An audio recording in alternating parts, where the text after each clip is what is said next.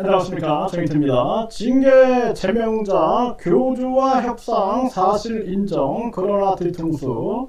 네, 이 징계 제명자 종교범죄대책협의회에서 징계받아가지고 제명이 된 자, 결국에는 그때 이 교주와의 몰래 협상을 전개하느냐 안 했느냐 뭐 이런 것이 쟁점이 됐어요.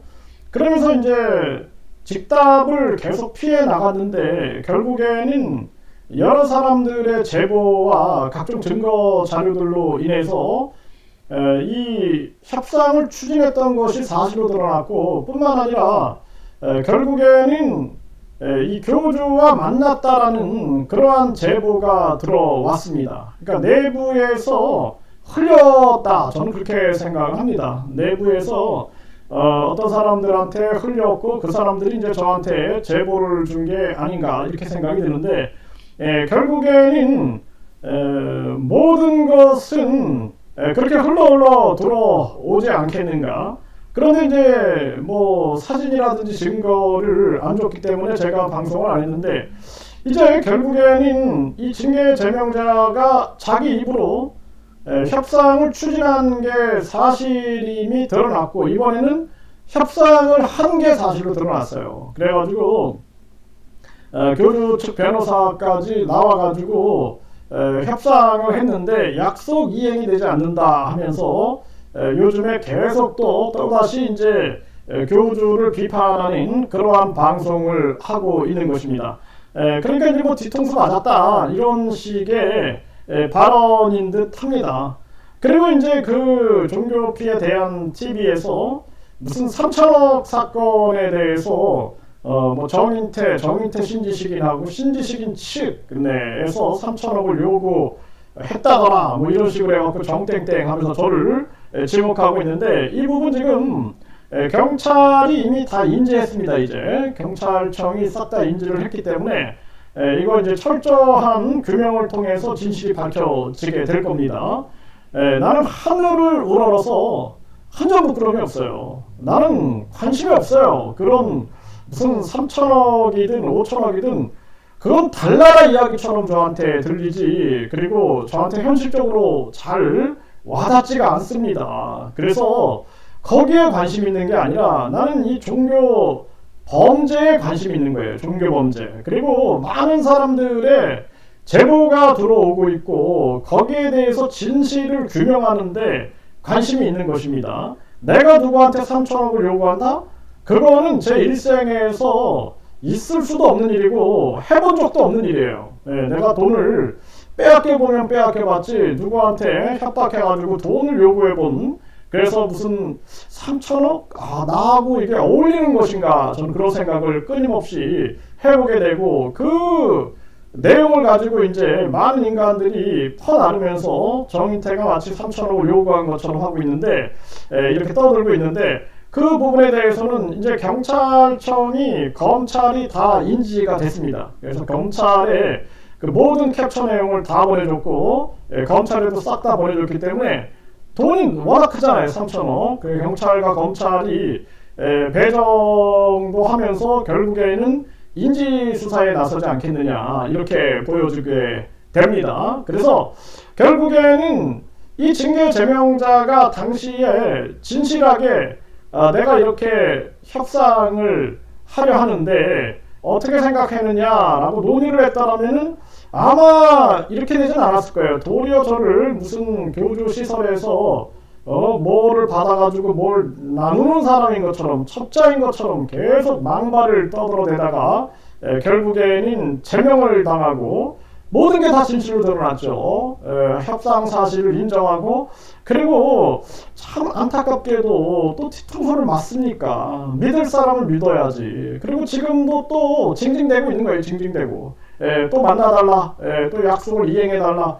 아니 뭐 그동안 롤스로이스를 사줬네, 뭐 생활비를 내줬네, 양복을 사줬네, 또 가수로 활동하기에 무슨 엔터테인먼트를 지원했네 했는데 결국에는 뒤통수를 맞았네 하면서 난리를 쳐대더니 몰래 협상해가지고 결국에는 지금 하는 태도가 똑같아. 또 징징대고 있는 겁니다. 네, 그리고 자신이 진실을 얘기하고 싶지 않았으면은 그냥 침묵하든지 그놈의 주둥이 리스크 계속 떠들어대서 결국에는 협상을 추진한 것도 진실로 드러났고 협상한 것도 진실로 드러났고 그리고 만나러 들어간 날 이미 그 정보가 쫙 흘러 들어와가지고 저한테 제보가 들어왔어요. 그럼에도 내가 증거가 없으면 발언을 안 하니까 그냥 본인 입으로 얘기를 하잖아요. 본인 입으로 협상 사실을 인정하고 지금은 또 징징대고 있는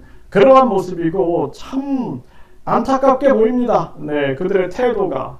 그래서 결국에는 이 교주 문제는 명백하게 경찰 검찰이 나서가지고 철저하게 진실 규명을 해야 한다. 이제는 완전 종지부를 찍어야 한다. 이것이 결론인 거예요. 이것이 결론. 그래서 이 종교 범죄를 많이 다뤄본 그러한 변호사들의 이 조언이 정확해요.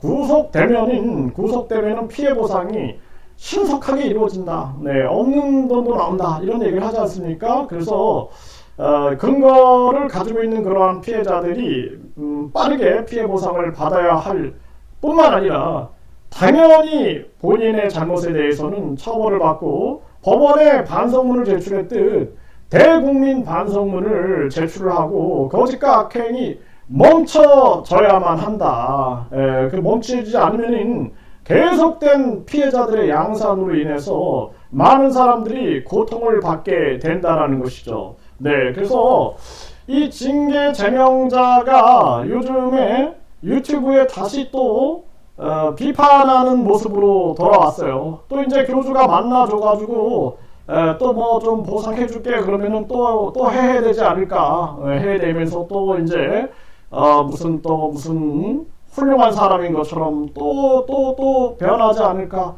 참 안타까움을 금할 수가 없고 그 사람을 따르는 사람들, 그 피해자들만 고통을 받는 거예요. 피해자들만. 네, 그래서 피해자들만 원성이